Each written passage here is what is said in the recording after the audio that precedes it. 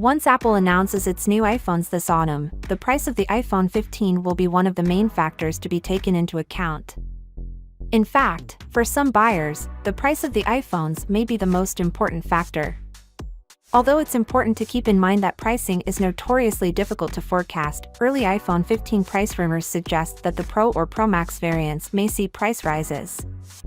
For instance, the conventional thought was that Apple would raise the price of its new phones before the release of the iPhone 14 last autumn. Not in the United States, at least.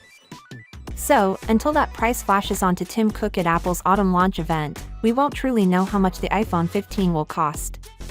However, if you're the kind to budget your phone purchase in advance, here's a look at what we've learned about iPhone 15 costs so far. While Apple was able to keep the price of the iPhone 14 the same in the United States, users in the United Kingdom paid an extra £70 above the cost of the iPhone 13 model. However, given the rising costs of the components used in iPhone manufacture and the overall upward trend in prices, it could be harder for Apple to maintain pricing constancy this time.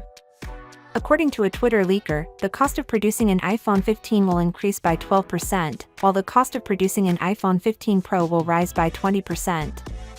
Even though that number is far from official, it is obvious that component prices are rising.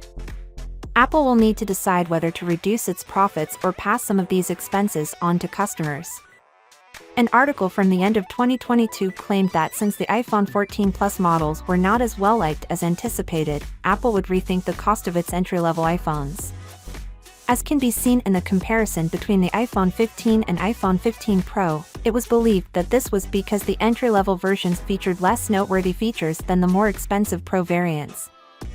The justification for this was that it would make sense to change price if Apple decides to provide less distinctive features on the regular iPhone and iPhone Plus models.